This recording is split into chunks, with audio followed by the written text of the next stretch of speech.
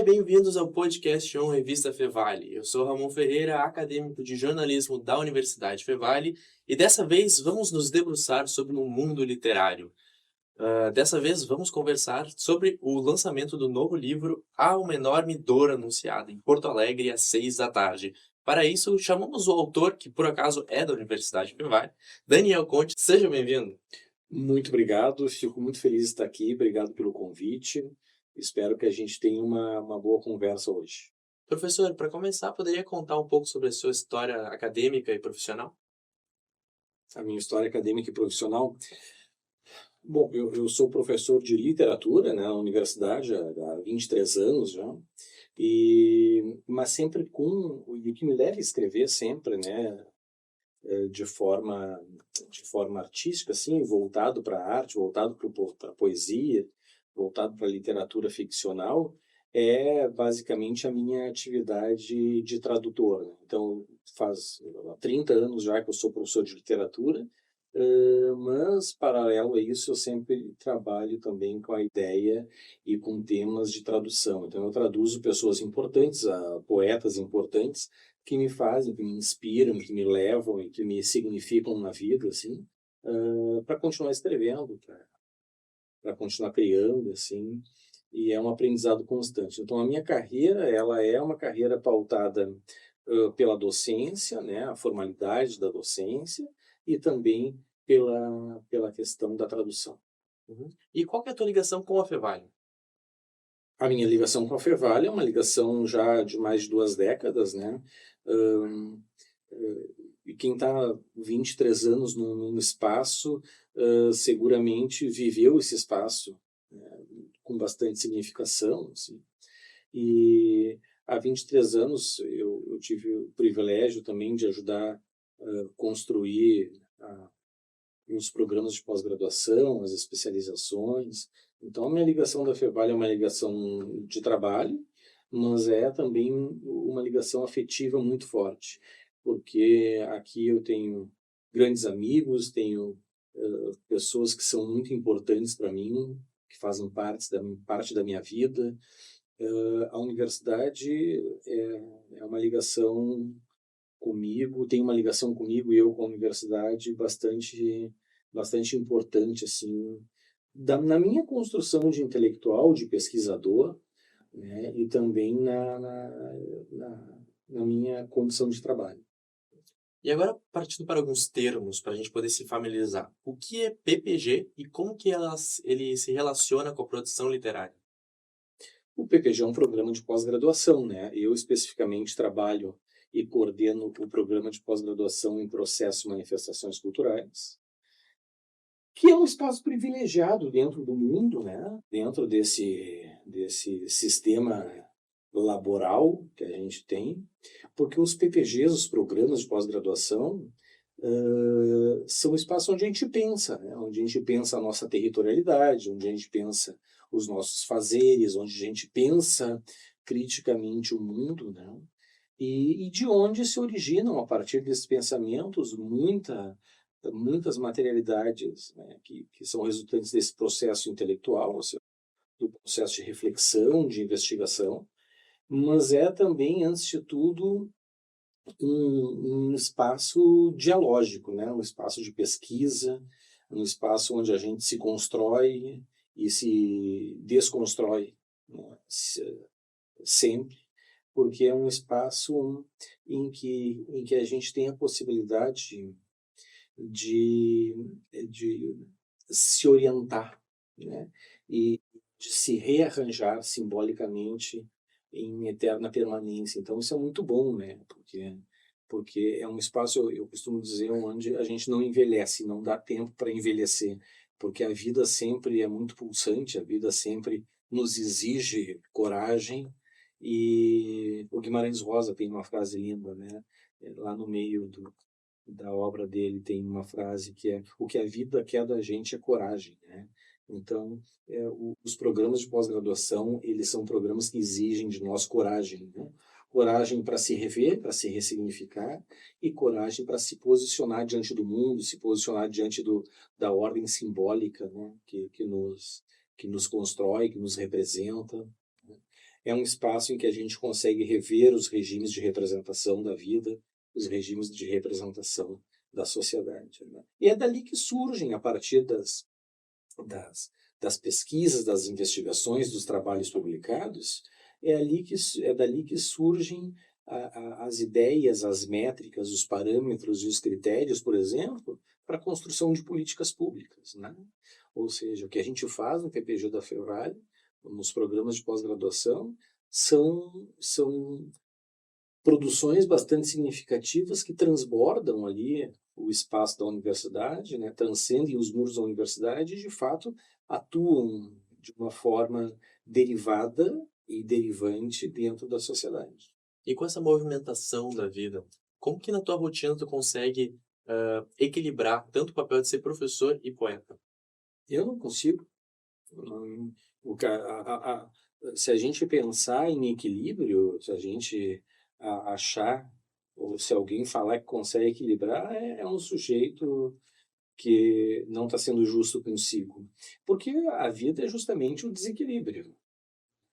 É o desequilíbrio, é o teu movimento pendular, né? O movimento pendular é justamente que, por vezes, a gente tem mais foco numa coisa, ou precisa focar mais numa coisa, por vezes precisa focar mais em outra, né? Eu produzo, de fato, quando existe um trauma. Quando existe esse trauma, se eu identifico esse trauma, se ele está no nível da consciência, eu produzo intelectualmente e produzo poeticamente. Então, pensando na vida como algo que não está em equilíbrio, as tuas inspirações surgem nos picos. Seria algo assim? Nos picos de desamparo, nos picos do desespero e nos picos do abandono. Eu acho que é isso. E desamparo, desespero e abandono nas mais variadas intensidades. Isso que é importante. Bom, o título do seu livro surgiu devido às enchentes de 2024. Qual o momento que te marcou para dar origem a esse título? Isso foi muito, muito violento para mim, para todos nós, né? Para todos nós, esse desastre de 24, maio de 24, vai ficar marcado, né? Eu vou te falar que eu estava numa ação, a gente estava num desespero muito grande em Porto Alegre, porque a cidade estava cercada, né? A gente tinha uma ou duas rotas de saída, e eu estava no centro histórico de Porto Alegre, no centro histórico, e eu estava no Alto da Bronze. O Alto da Bronze é a parte mais alta, uma das partes mais altas assim do centro. E a gente estava lá organizando, carregando doações para lá e para cá, organizando a discriminação de roupas, discriminação de comidas. E chegou uma hora que a gente cansa. Quando eu sentei na praça, no lado de uma pedra, eu sentei no lado de uma pedra granítica, muito bonita, assim, uma pedra que está ali há décadas, né? Ou mais? Ou mais, ou talvez há séculos. E eu pensei naquele momento, eu perguntei assim, qual é a diferença entre mim e essa pedra? O que há de desamparo nessa pedra e o que há de desamparo em mim? Será que essa pedra é de fato o objeto e objetalizante como ela está aí? Ou ela tem um sistema psíquico, né? E a pedra estava lá, né? A pedra estava lá, como sempre teve, contemplando as durezas da vida, como sempre contemplou. E a pedra estava lá sem derramar uma lágrima. Ela estava colocada no seu devido lugar. Eu não, eu estava desamparado, eu estava desesperado e eu estava entristecido, tentando, né, ajudar com a minha força, fora ali algumas pessoas da cidade. Então eu comecei a conversar com aquela pedra, conversei com a pedra, pensei, e possivelmente ela tenha me pensado também. E entendi que existe dor também na estaticidade, existe dor na estabilidade da pedra, né? E a partir do que eu li, eu pensei uma poética de lamento e de dor. Tá sistematizada no livro. Eu escrevi o livro em 3 dias, provavelmente. 3, 4 dias, eu acho. E depois, claro, levou quase um ano para lapidar o que eu tinha escrito. Então, esse livro é, de fato, uma ordem uma ordem simbólica do que existe de humano no inanimado, né? Do que existe de humano na estabilidade, do que existe de humano na ordem de significação fossilizada. Era eu e a pedra, mas nada naquele momento trágico apontava para uma superioridade daqueles dois corpos descansando na praça. Eu acho que foi isso que... Acho não, foi isso que me levou a escrever a obra. Tu fala muito de Porto Alegre, né? Claro, tá até no título do livro, mas tu diria que Porto Alegre é mais um cenário ou um personagem nessa história? A pergunta boa é essa, não sei. Não sei se Porto Alegre é uma cidade triste, tá? Porto Alegre é uma cidade triste, é uma cidade nostálgica, é uma cidade que atualmente ela está um tanto hostil para o sujeito comum, assim. Eu acho que ela serve mais de cenário. Eu acho que eu estou pensando agora com a tua pergunta, né? Eu acho que serve mais de cenário. Ela serve de cenário para esses sujeitos desamparados. No caso, o sujeito lírico do poema, as pedras, os grãos de café, ou as girafas, os rinocerontes que aparecem, né? Eu acho que sim, é o cenário disso tudo. Todo o espaço, né, que acontece. Exatamente. Eu acho que sim. Professor, e pensando em próximos lançamentos, já tem alguma ideia de, quem sabe, alguma coisa mais longa, talvez um romance? Não, narrativa eu não escrevo. Não escrevo narrativa. Eu não escrevo narrativa porque nós temos escritores, narradores e narrativadores ou narratologistas, não sei como tu quer nomear, o suficientemente espetaculares no Rio Grande do Sul, no Brasil, e eu não seria racional o suficiente para escrever uma narrativa. Não seria, então eu não escrevo. Mas tem coisas boas surgindo, né? Até o final do ano tem um livro muito bonito, que são cantos mais longos que eu estou escrevendo, que se intitula Sete Rinocerontes com uma Flor na Boca. Tá muito bonito os cantos que aí estão. Então vai sair até o final do ano, aí em novembro, por exemplo. Mas em agosto, agora julho ou agosto, sai um livro, O Mínimo Tu em Mim, que é sobre o silêncio, né? E esse Mínimo Tu em Mim é um livro que está bem bonito, porque também é uma edição bilíngue, português e italiano.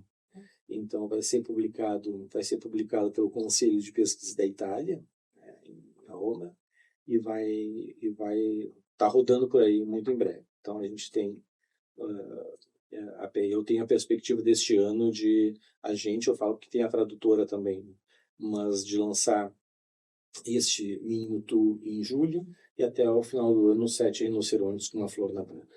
Uma pergunta referente às traduções. Como que é essa transcrição do português para o italiano, talvez do italiano para o português? Tem alguma coisa que se perde nesse meio? Tradutore, traditore. Todo tradutor é um traidor. Uhum. Né? E justamente porque não tem o alcance, não tem. É muito bonito a gente traduzir. Traduzir é um exercício muito legal.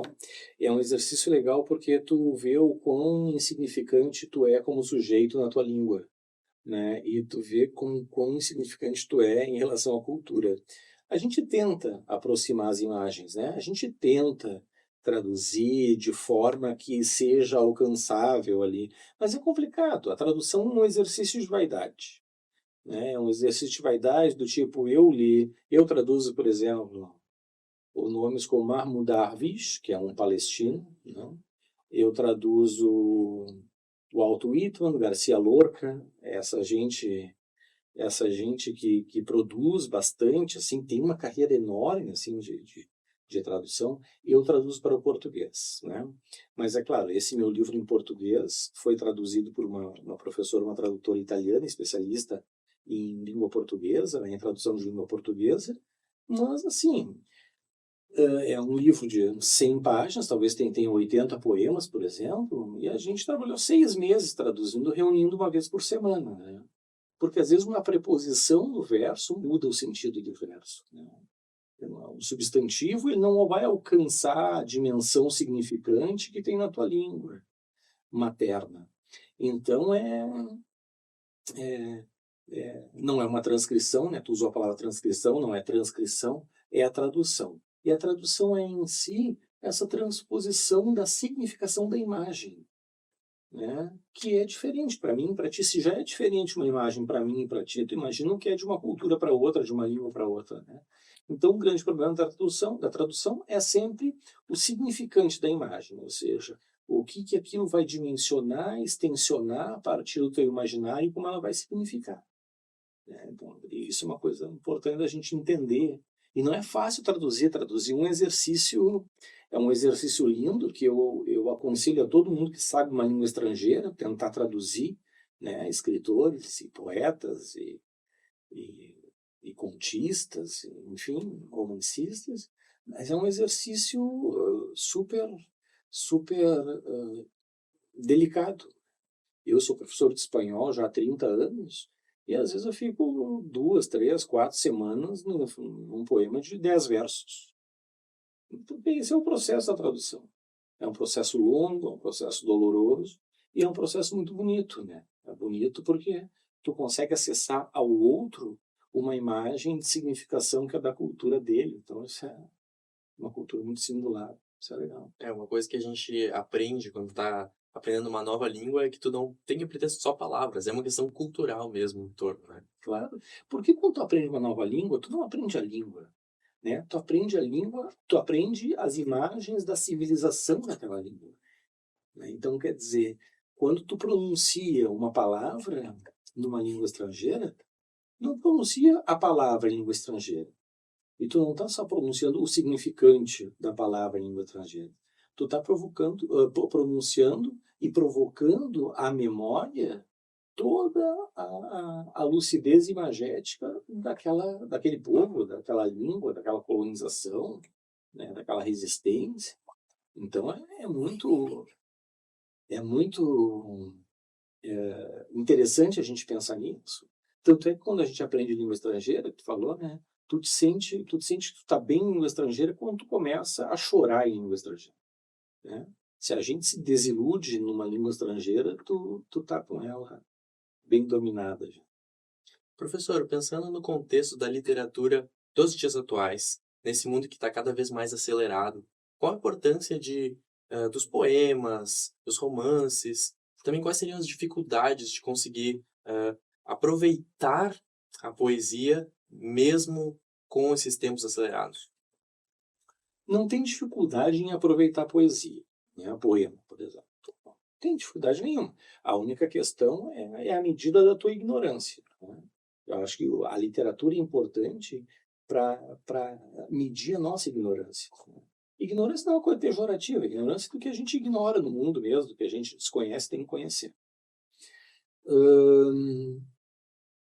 Tu sabes que a poesia, o poema, né, de fato, ele vai instaurar um novo mundo, né? Sempre. O poema ele tem a capacidade de instaurar um novo tempo, instaurar um novo espaço e significar a partir dessa nova instauração, tá? Então, a importância é fundamental.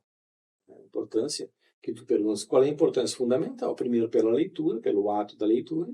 Segundo, por uma coisa muito importante que a gente precisa, né, nessa vida, é o estar sozinho, né, porque, ao contrário do que as leituras vulgares do mundo dizem, os adolescentes estão isolados, né, estão cada vez mais sozinhos, são mais egocêntricos. Não tem nada disso. Ninguém está sozinho. O cara está com o celular na mão ali, nas plataformas. Ele está com 300 milhões de pessoas junto, né? Ele já não pensa, então quer dizer, aquele movimento das redes sociais e tal, já coloca o sujeito a um estado de não pensar, só reproduzir informação, né? Não estou falando que é ruim, eu adoro rede social e acho fundamental para a gente existir. Mas o que a gente tem que entender é que o ato da leitura te permite a solidão necessária para tu te encontrar contigo mesmo. Tu não vai encontrar, tu pode estar isolado nesse estúdio lindo que a gente tem aqui, né, de madrugada, não tem mais ninguém na universidade, tu vai estar aqui isolado com o teu Instagram, tu não vai estar sozinho. É essa a ideia. Agora, se tu estiver lendo um livro, tu vai estar sozinho. Porque o livro tem a capacidade de agenciamento da significação dessas imagens que te conectam, dessas imagens que te fazem estar no mundo. Então, é fundamental a literatura, fundamental, porque, para encerrar a tua pergunta, porque tem uma coisa muito linda que o Faulkner fala sobre literatura. Assim, cara, a literatura, ele fala assim, ó, não vai mudar o mundo. A literatura não muda o mundo, a literatura não muda praticamente nada. Mas a literatura tem uma coisa interessante. A literatura é exatamente como se tu tivesse num campo escuro com uma caixinha de fósforos. Tu acende a caixinha o fósforo na caixinha, aquele lampejo de luz. Não ilumina nada. O campo continua escuro e tu continua na escuridão. Mas tu consegue perceber em que escuridão tu está metido. A densidade da escuridão que tu está metido. Então a literatura não tem função nenhuma. Ela é importante para que a gente se entenda como sujeito e pense onde está e em que escuridão está metido. É essa a ideia. Professor, para finalizar, gostaria de deixar uma mensagem final sobre quem é interessado em literatura, alunos, leitores, e quem sabe também algum convite para que leiam seus livros, para que leiam seus poemas, diretamente para a câmera, por favor. Olha, eu não vou ser vaidoso a tal ponto de pedir para que leiam o meu livro. Eu acho que devem ler o meu livro, mas depois de lerem Drummond, depois de lerem Garcia Lorca, depois de lerem Cecília Meirelles e depois de lerem Manuel Bandeira. Para começar, depois que a gente lê esses grandes e enormes nomes, leiam um livro de Daniel Conte. Há uma enorme dor anunciada em Porto Alegre às 6 da tarde. Perfeito. Muito obrigado pela participação aqui no podcast, João, professor. Obrigado. Eu que agradeço a todos. Espero que todos tenham uma boa leitura de hoje, mesmo se não tiver nenhuma leitura programada. Leiam. Então, neste blog do podcast João Revista Fevale, conversamos sobre literatura e também sobre o livro Há uma Enorme Dor Anunciada em Porto Alegre às 6 da tarde, com o professor e autor Daniel Conte. No próximo bloco, fiquem agora com a minha colega Letícia Flash. Olá, está começando mais um episódio do podcast João Revista Fevale. Meu nome é Letícia Flash, eu sou acadêmica de jornalismo da Universidade Fevale. Hoje estamos na biblioteca da Universidade Fevale, no Campus 2, para falar sobre literatura brasileira, e quem está aqui comigo é o professor do curso de Letras da Universidade Fevale, Hernani Mig. Seja muito bem-vindo. Muito obrigado, Letícia, muito obrigado. Então, para começar, o senhor pode contar um pouquinho da sua trajetória acadêmica e profissional até o momento? Então, eu comecei nos anos 80 ainda como professor, estou quase nos 40 anos. Atuei no ensino básico, depois já há vários anos no ensino superior, sempre trabalhando com literatura. E a minha formação é em letras, português e alemão, com mestrado na PUC, em teoria da literatura. Depois eu fiz o doutorado em letras na URGS. E no mês de maio é o mês que se celebra, né, o Dia da Literatura Brasileira. Isso. Então, para ti, qual que é a importância da literatura brasileira para a formação cultural e social do país? Assim, bom, a literatura em si, né, é uma potência, e eu sempre digo que uma parte da gente é feito dos livros que a gente lê, né? Então, a literatura brasileira, ela tem uma trajetória relativamente longa, né? Se a gente considerar já a literatura de informação lá de 1500, a partir da carta de Pero Vaz de Caminha, passando, né, por um olhar sobre o próprio Brasil, depois no romantismo, enfim, chegando aos dias atuais. Então, eu diria que a literatura brasileira é riquíssima, pois ela traz elementos muito importantes, né, da sociedade brasileira, da sua história, por exemplo, se a gente pensar no Rio Grande do Sul, essa até foi uma temática que eu trabalhei no TCC de graduação, lá nos anos 80.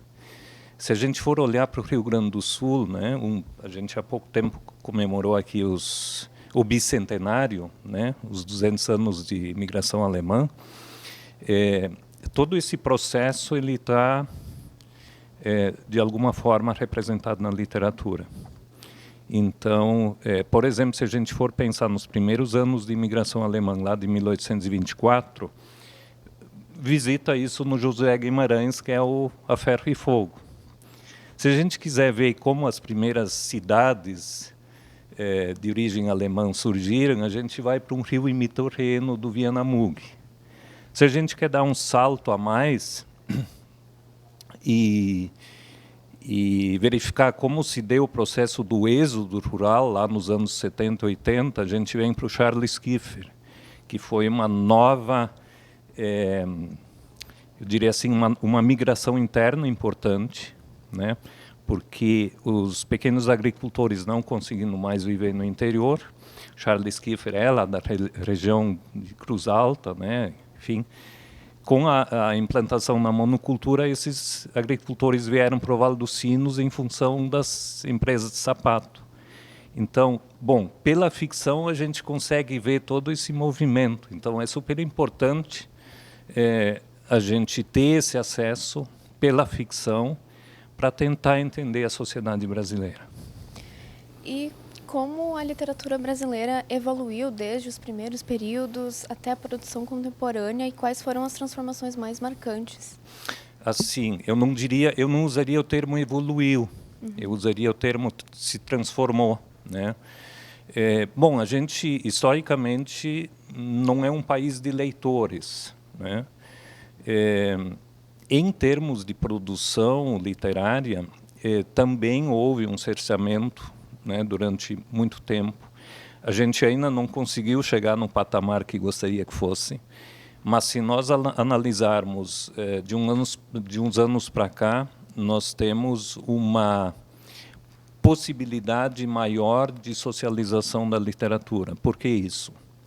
Foram surgindo pequenas editoras, né, que possibilitam que escritores iniciantes também publiquem seus textos. Novas vozes surgiram, né, de forma que hoje a gente pode falar em multiplicidade, né, de vozes que conseguiram o seu espaço.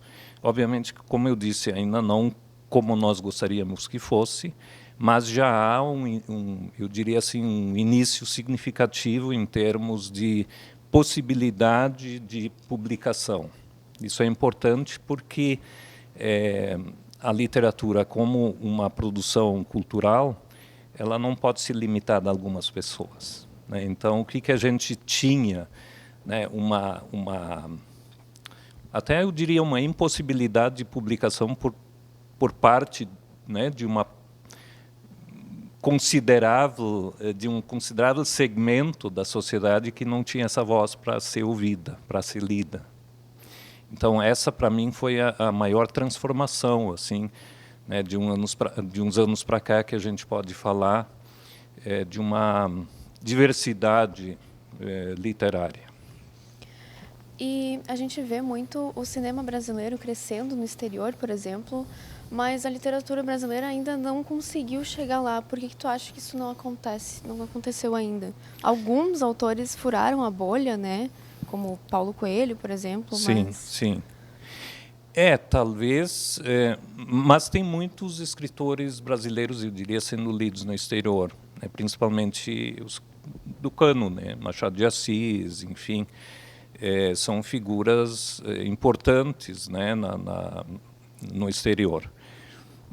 Talvez a gente precise aí de um nome consagrado em termos, sei lá, de prêmio Nobel, etc., para se tornar visível.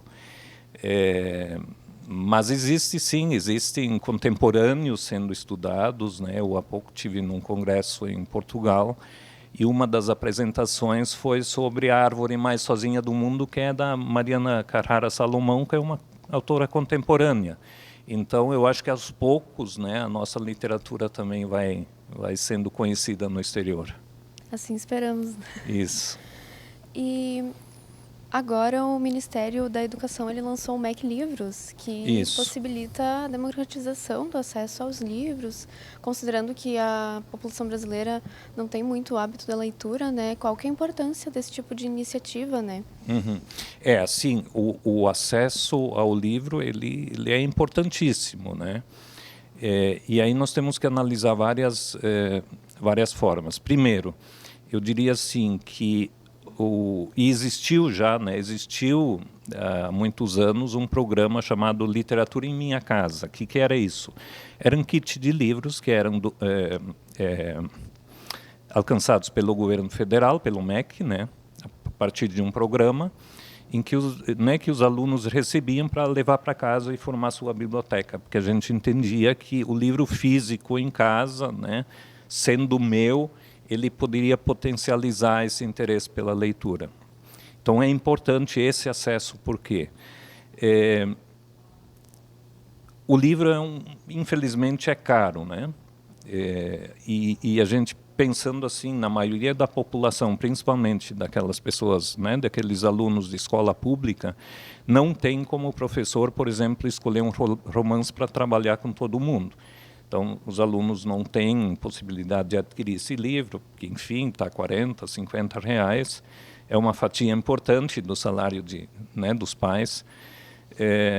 Então, o que acontece? A maioria dos professores se limita a trabalhar ou com crônicas ou contos, por essa impossibilidade, né, da turma toda ler o mesmo livro. Então, esse acesso, né, ele é importantíssimo porque, né, ele possibilita com que nós, professores, possamos discutir um romance, por exemplo, em sala de aula. E agora falando um pouco de literatura brasileira contemporânea, né? Quais são as principais características e que tornam ela única? Bom, eu diria assim que essa diversidade, né,